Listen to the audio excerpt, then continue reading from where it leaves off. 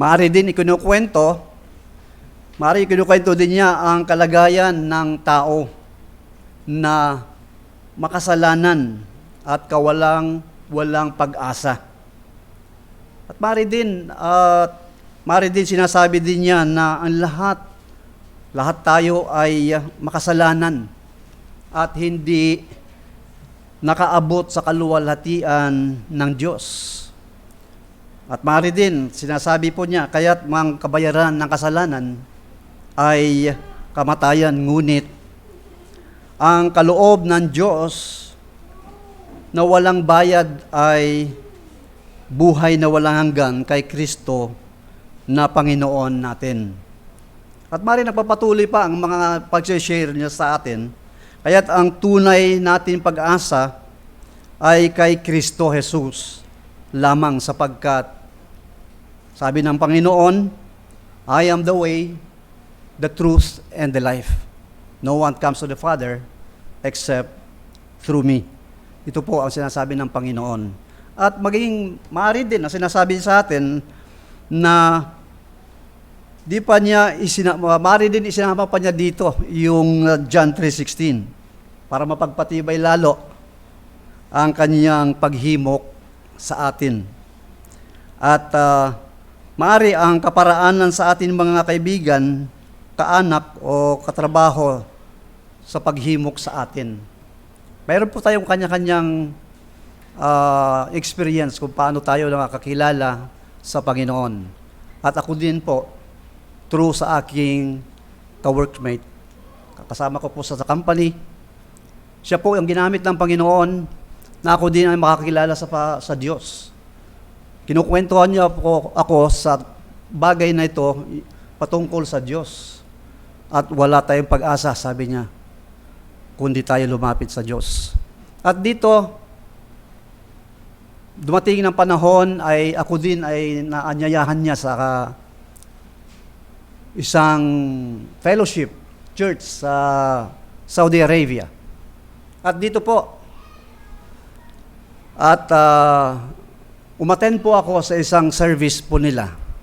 At ang pumasok sa aking kaisipan, at alam ko na bawal talaga ang fellowship sa Christianity sa bansang Saudi Arabia. At pumasok sa isip ko, agad noong nakapasok ako, is hindi na bali ako mahuli basta't ganitong gawain. Nandun agad yung mindsetting ko sa pakikinig ng salita ng Diyos. Masaya sa loob ng church. At dumating ang panahon, tinesting ng Panginoon sa aking buhay, yung nabitawan kong salita na hindi bali ako mahuli basta sa ganitong gawain. So purihin ang Diyos at nakapakabuti niya sa aking buhay, sapagkat mga tao, yung aming company, ay nandun din yung kanyang support nung time na dumating yung panahon pong yun. So, ito po ay napakagandang bagay din na naging basihan ko na paano ako na-reach out ng Panginoon through His Word. At napakaganda yung tema yung preaching po niya ay about the armor of God. So nakaka-relate po ako doon dahil inihambing po niya sa isang sundalo. At ako nakarelate po doon sa message din pong yun. Dahil isa din po ako dating sundalo. Kaya angkop yung spiritual na approach niya at maging sa physical. So yun po yung naging motivation ko po na magpatuloy sa Panginoon during that time. At dito sa ating pag-aralan, yung unang puntos natin dito ay yung motivation to persuade others. Si Pablo dito ay mariin niyang sinasabi doon sa verse 11. Sabi niya, therefore, knowing the fear of the Lord. we persuade others. So ito yung verse na nakikita natin. Ang ibig sabihin ni Pablo ay fear of the Lord ay yung reverence. So hindi kayat niya ang mga tao. At makita natin doon sa Romans at si Pablo, Apostol Pablo ay sumagi sa kaisipan niya yung coming judgment, kaya hinikayat niya ang mga tao. And it was one of these powerful motivation to persuade others. Kaya sabi sa Romans 3:18, there is no fear of God before their eyes. Walang takot sa Diyos sa kanilang mga mata. Ito yung nahabag si Pablo. At gayon din sa Genesis chapter 20 verse 11. At sabi rin dito, there is no fear of God at all in this place. So makita natin yung kawalan, yung walang takot sa Diyos, o yung walang pagkakilala sa Diyos. So dito ay sumagi sa kaisipan talaga ni Pablo yung coming judgment, kaya nandoon ang kanyang eagerness, yung desire, yung burning desire niya na ibahagi ang salita ng Diyos. At dito sa verse 12 and 13, refers to the opponents sa Corinthians. Kasi si Apostol Pablo sa mga believers sa Corinthians ay ipinagmamalaki siya, tutong apostle and teacher of God's truth. Pero mayroon din kasing opponents doon na hindi naniniwala na si Pablo ay tunay na apostle. So ito yung sinasabi dito sa verse 12.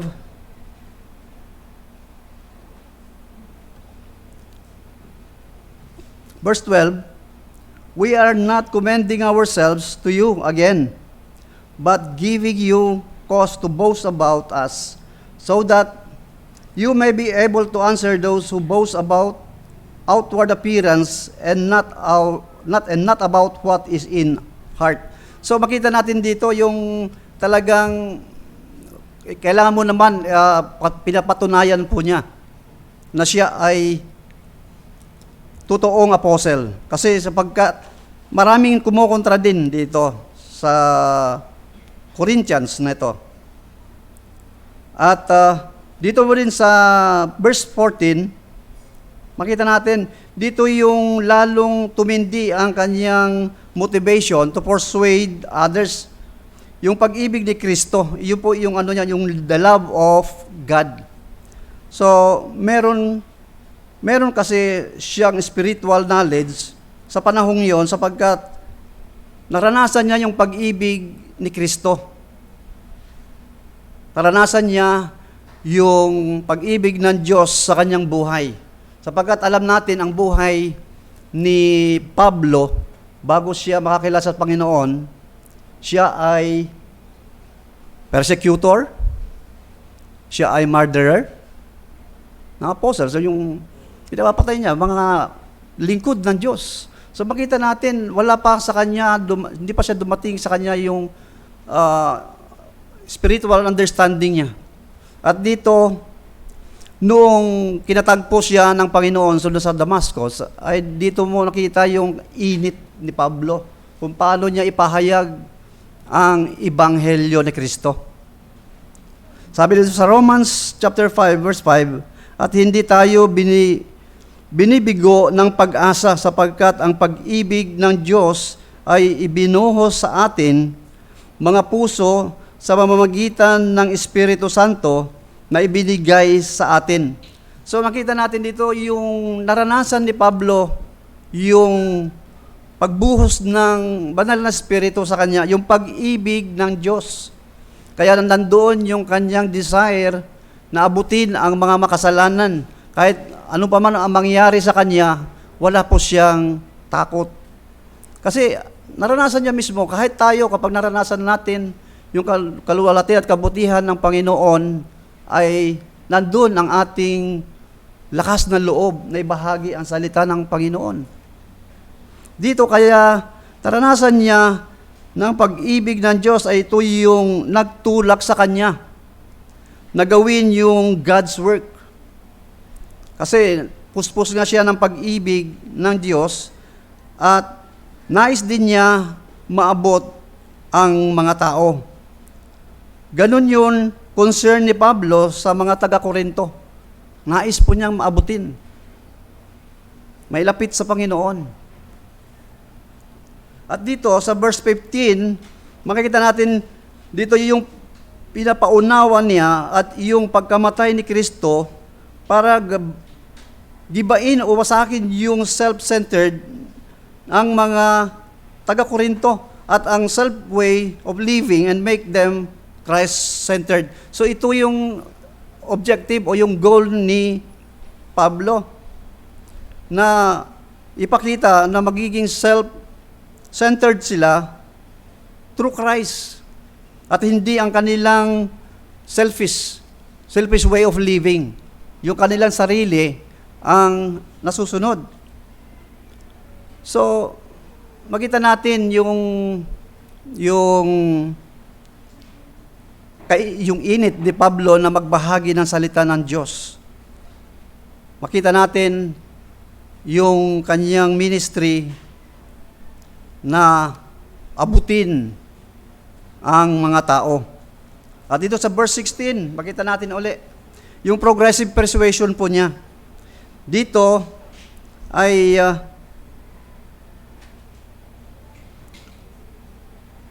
yung progressive persuasion niya dito, at sabi na sa verse 16, basahin ko po.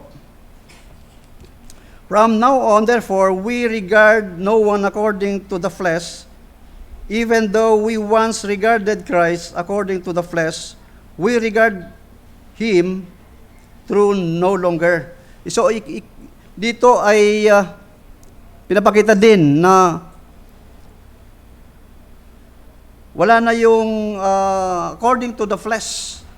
Alam na niya eh. Wala na, hindi na yung sarili niya ang nasusunod, kundi yung kalooban na ng Panginoon. Dito, pakita rin natin, kaya ikinonect niya doon sa 17. At sabi nga po dito sa John chapter 8, verse 15, humahatol kayo, ayon sa laman, ako'y hindi humahatol sa kaninuman. So nagkaroon na po siya ng kamalayan sa spiritual. Andun na yung kanyang pagkakilala sa Panginoon, na dati siya ay persecutor at ngayon ay siya na ay lingkod ng Panginoon. So, alam natin yung background ni Pablo before na talagang matindi sa kanyang pagpe-persecute sa mga churches, nagpe-persecute o murder ng mga apostles, mga lingkod ng Diyos.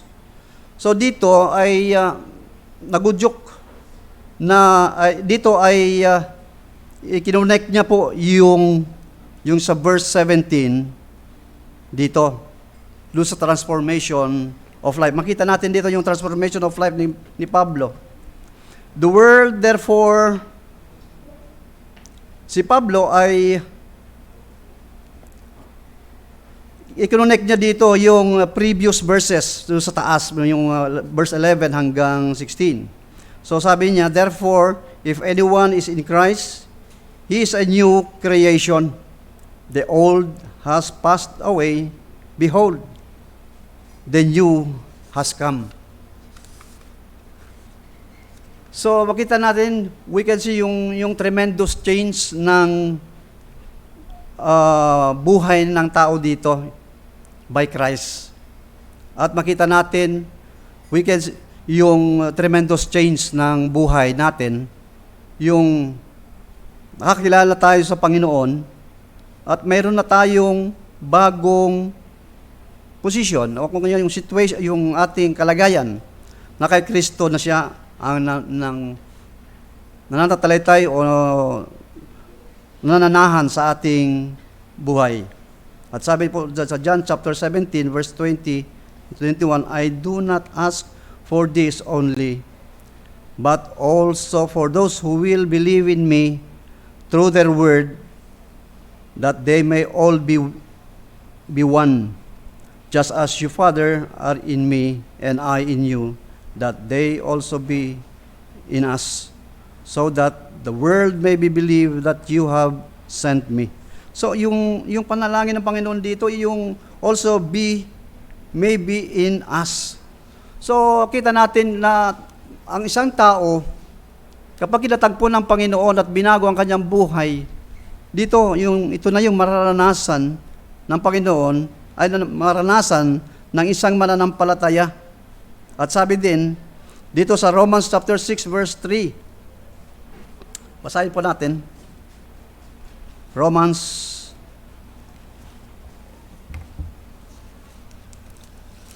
chapter 3. Chapter 6 rather. Sorry. Chapter 6 verse 3. Do you not know that all of us who have been baptized into Christ Jesus were baptized into his death? We are buried therefore with him, baptism, no death, in order that just as Christ was raised from the dead by the glory of the Father, we might walk in newness of life. Ito yan na yan eh.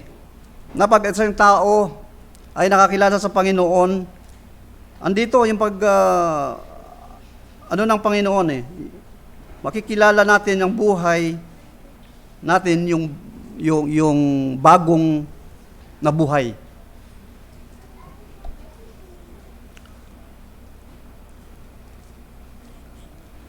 So, yung makita pa natin ulit dito, yung position natin, yung pangalawa, yung new creation, means spiritual birth. So, yung spiritual birth natin, so, nakita natin yung pagbabago ng ating spiritual, new creation na tayo. So, yung spiritual birth natin, at si Jesus Christ, at sabi po niya sa John 3:3, Jesus answered him, Truly, truly, I am say unto you, unless one is born again, he cannot see the kingdom of God. So ito yung isang magandang bagay na ginawa na sa atin ng Panginoon sapagkat tayo ay binayayaan ng Panginoon. Those who have experienced this can never be the same again. So kapag tayo ay binago ng Panginoon, yung dati natin old na pagkatao ay ito ay mawala. Tayo ay namulat na sa katotohanan, meron na tayong bagong buhay at bagong puso. Ito po yun eh. At hindi lamang si Apostol Pablo ang nakaranas ito, kundi sa lahat na kay Kristo. Maging tayong lahat ay naranasan po natin yung biyaya at habag ng Diyos. Kaya tayo inabot at nakakilala sa Panginoon. Ito, yung napakagandang balita na tayo inabot ng Diyos through His Word. So, yung pangatlo pong ating puntos, yung reconciliation through the Word of God. Doon sa verse 18 and 19, basahin ko po.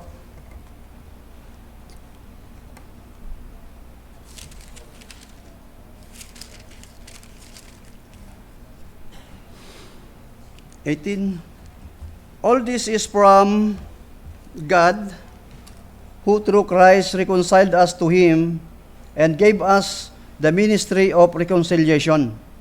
That is, in Christ, God was reconciling the world to Him, not counting their trespasses against them, and entrusting to us the message of reconciliation. So dito, yung message of reconciliation, ito po yung the gospel of Christ.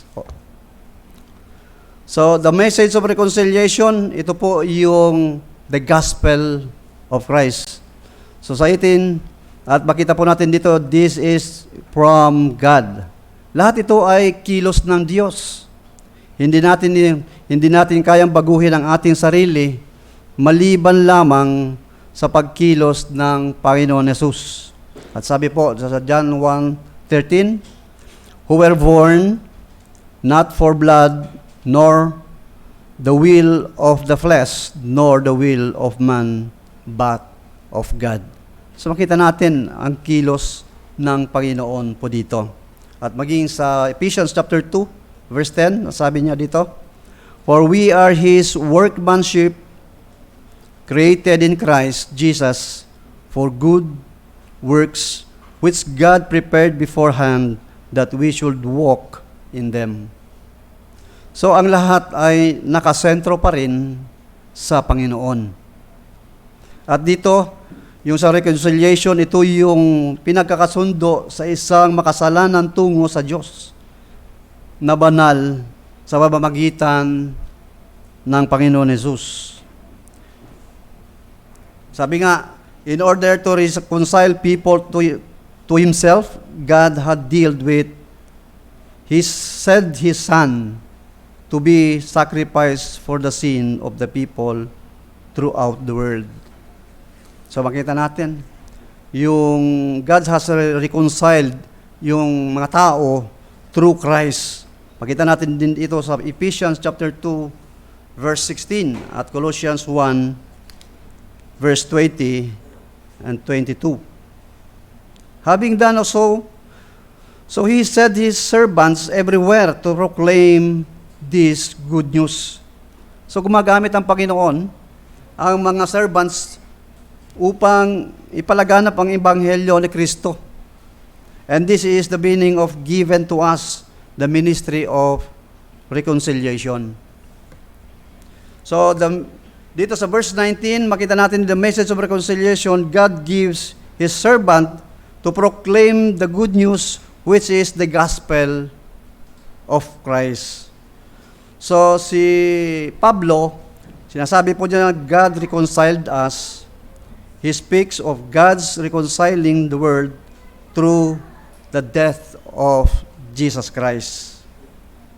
At ito rin, makita natin, God laid the foundation of eternal friend between Himself and any human being on earth. At dito, sa chapter, ng John, chapter 1, verse 29, behold, sabi niya, behold the Lamb of God who takes away the sin of the world. Hindi ibig sabihin lahat ay maliligtas, kundi yun lamang lumalapit sa Diyos o sa Kanya ang maliligtas. Yun lang may pagtitiwala sa Diyos. At sabi rin sa John 3:16, for God so loved the world that He gave His only begotten Son, that whoever believes in Him shall not perish, but have everlasting life. Nandoon yung pagtitiwala sa Kanya, ng pagtitiwala natin sa Diyos. At maging sa John 3:16, John 3:36, at sabi niya, whoever believes in the Son has eternal life. Whoever does not obey the Son shall not see life, but the wrath of God remains on him. Ito yung consequences. Ito yung consequence kapag wala tayo kay Kristo. Ito din ang consequences na mararanasan sa tao na wala pa kay Kristo at mananatili yung galit ng Diyos. At madaskan natin yung nakaraan ay mayroon ng mga sharing about doon sa wrath of God. Yung sin, kasi galit na galit ang Diyos sa sin. So dito, kailangan na yung pag-ibig ng Diyos ang siyang lagi mananatili sa ating mga puso. So dito sa verse 20, makikita na din natin, so sabi niya, therefore we are ambassadors for Christ. Ang isang tao na binago na ng Panginoon at nasa puso niya, yung burning desire o nag-aalab na puso ay ipinalaganap niya ang message of reconciliation or the gospel of Christ at siya itinuturing ng ambassador for Christ. Bilang isang ambassador of Christ, andun yung pagsunod natin. Sapagkat tayo ay kinumisyon ng Panginoon. At sabi doon sa Matthew chapter 28, verse 19 and 20. Basahin ko po.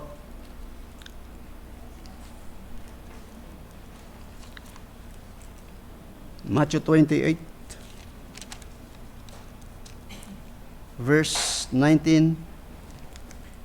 Go therefore and make disciples of all nations, baptizing them in the name of the Father, and of the Son, and of the Holy Spirit, teaching them to observe all that I have commanded you. And behold, I am with you always to the end of the ages. So, tayo ay kinumisyon din ng Panginoon. Tayo ay na-point na magpalaganap ng Ebanghelyo ni Kristo bilang ambassador po niya. So, napakaganda yung kalagayan natin. We are considered ambassador. So, para diplomats na tayo ay pinapadala. Tayo ay ginagamit at pinapadala sa magmisyon o magpalaganap ng Ebanghelyo ni Kristo. So, ito yung napakagandang makita natin ng bawat isa sa atin ay mayroon pong mandated na ipalaganap ang Ebanghelyo ni Kristo. Sa isang taong binago ng Panginoon, nandun din ang kanyang burning desire na ipalaganap ang Ebanghelyo ni Kristo upang maabot ang ating mga kaluluwa na hindi pa nakakakilala sa Panginoon. At dito, through us, sabi niya, pagpatuloy natin, through us or them, Christ is appealing to people, begging them the word of you. So dito, we implore you on behalf of Christ. So dito yung believers sa Corinthians, sila ay nakikipagkasundo sa Diyos. Kaya nandun yung pakikipag-appeal. Nandun yung appeal ng Panginoon sa mga taga-Korinto to reconcile sa Panginoon. At dito po sa verse 21, nakita natin dito yung God's purpose dito. Yung God's purpose in this was the believers might become the righteousness of God in Christ. At basahin ko po yung verse 21.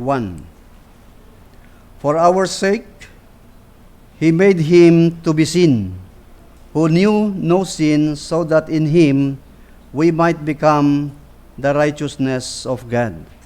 So makita natin yung purpose ng Panginoon dito. The believers might become the righteousness of God in Christ. So meaning, speaks yung justifications po nito. Sa Romans chapter 3, verse 21 hanggang 26, makikita din natin po ito. At gayon din, yung union with Christ, yung pakipag-isa natin kay Kristo. Makita natin dito din sa John 17, verse 20 hanggang 23. At yung pangatlo, makikita natin dito, Christ Himself, the righteousness of God. So dito, maging sa ating buhay bilang Kristiyano, ay nandun nawa yung ating kagalakan. Nandun natin yung concern natin na ipalaganap ang Ebanghelyo ni Kristo. At tulad sa buhay ni Apostol Pablo, na wala siya pong takot kahit siya na bilanggo, even nandoon sa loob ng bilangguan ay nakapagbabahagi pa rin ng salita ng Diyos. At ito yung kilos ng Diyos sa buhay niya. Maging sa ating buhay, merong plano ang Diyos sa atin. At tayo ay Kanyang gagamitin na maghayag ng Kanyang salita sa ating mga kaibigan, maging sa ating kaanak, kamag-anakan, katrabaho, even sa loob ng ating pamilya, ay nandoon nawa yung ating eagerness to share the Word of God para makamtan yung buhay na walang hanggan. Makita natin si Pablo ay isang huwaran, manggagawa. Talagang doon yung kanyang perseverance na kahit napakahirap, susuungin niya. Kahit siya mabilanggo, kahit ang buhay niya ay ibibigay niya sa Panginoon. Bago ako magtapos po dito sa preaching ko po ito, nais ko po din i-share sa inyo for the glory of God. Dahil dumating nga yung kwento ko sa inyo na kahit ako'y mahuli, wala pa akong pagsisisi. Dumating yung punto yun na dumating sa buhay ko. Ako po'y nagbabahagi ng salita ng Diyos. Ako po'y namimigay ng Bible. Ako po'y namimigay ng tracts. Ako ay nabibigay ng yung video tapes about the life of Jesus Christ. Naranasan ko ang pag-ibig ng Diyos, yung pananampalataya ko, nandoon. Di po ako natinag during that time. Dahil mainit yung aking pananampalataya. Dahil, yun nga, hindi bali, sabi ko nga, hindi bali ako mahuli, basta ganitong gawain. Andun yung kagalakan ng puso ko. Dumating yung punto na talagang mahirap. Pero, purihin ang Diyos sapagkat in-spare pa rin niya yung buhay ko. Dahil alam po naman natin na ang pag-iibanghelyo sa bansang Saudi Arabia ay bawal. Bawal na bawal. Buhay ang kapalit. Pero, itinaya ko po ang buhay ko doon. Ang Panginoon ay napakabuti sapagkat gumamit po siya ng mga marataas na tao upang kami mapalabas. At ako naranasan ko po yung nakulong sa loob. Nakulungan ay makita ko po doon na wala na bang pag-asa na makalabas ako. Dahil nandun po ako sa maximum security, 3 rehas yung pinaglagyan at wala pong ilaw. Ang basihan ko na lang ng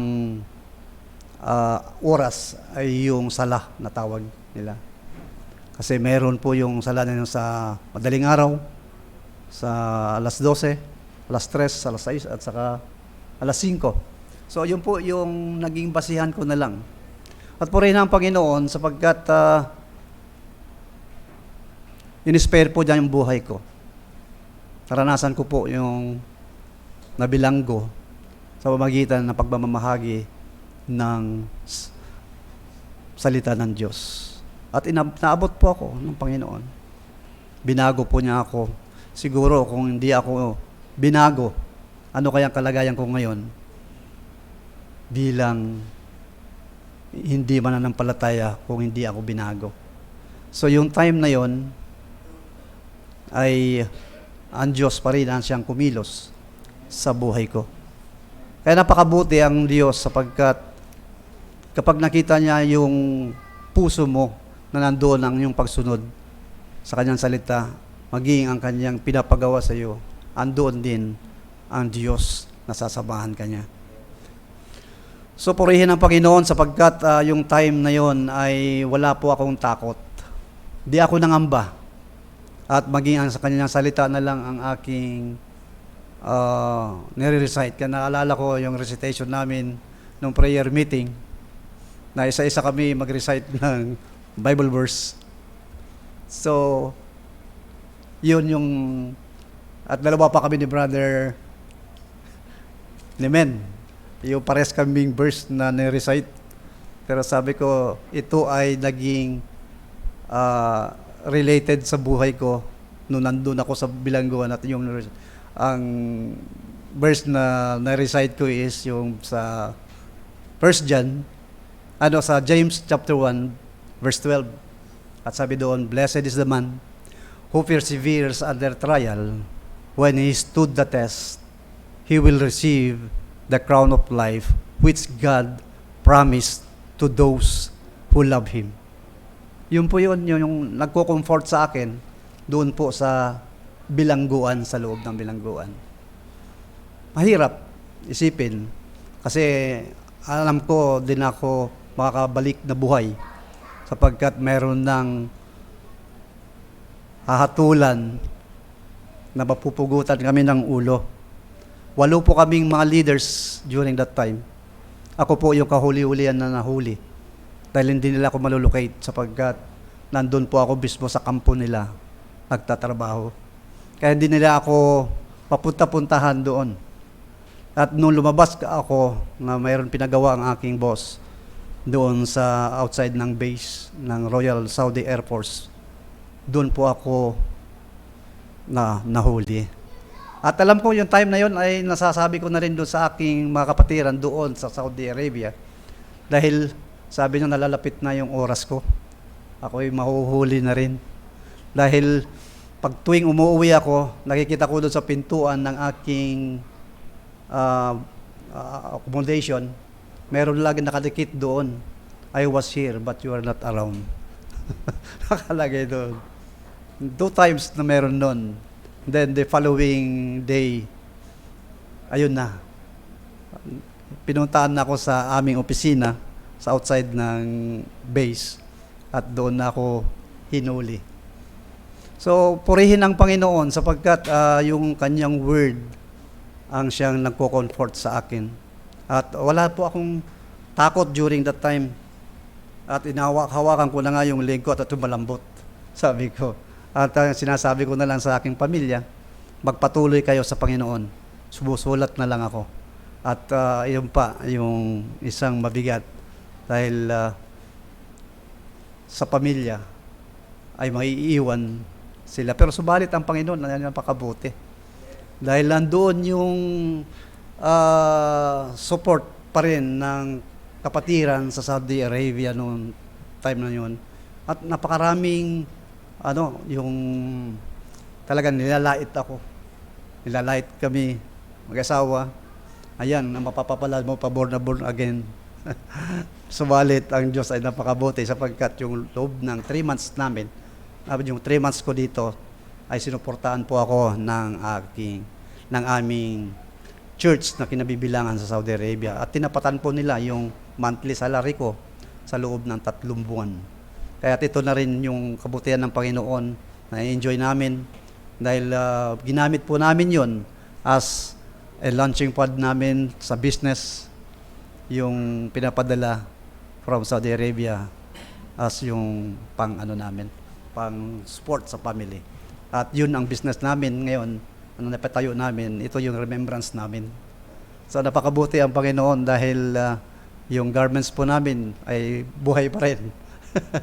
Kahit ganong hirap ay ito pa rin yung source of our income. So purihin ang Panginoon sapagkat bawat isa sa atin ay meron pong pinapagawa ng Diyos sa atin. Alam natin, ang Diyos pa rin ang siyang gagawa ng kaparaanan paano tayo gagamitin ng Diyos. At ang bawat isa sa atin, I encourage you na nandoon pa rin nawa yung ating pagpapatuloy sa gawain ng Panginoon. Sapagkat alam natin ang ating pinaglilingkuran ay Diyos na buhay at makapangyarihan. Purihin ang Panginoon at tayo po yung manalangin. Panginoon, minsan pa kami po lubos ng papasalamat sapagkat sa oras na ito ay kami iyong pinagpala sa pamamagitan ng iyong salita. At tunay nga, O Diyos, na ikaw ay buhay at makapangyarihan.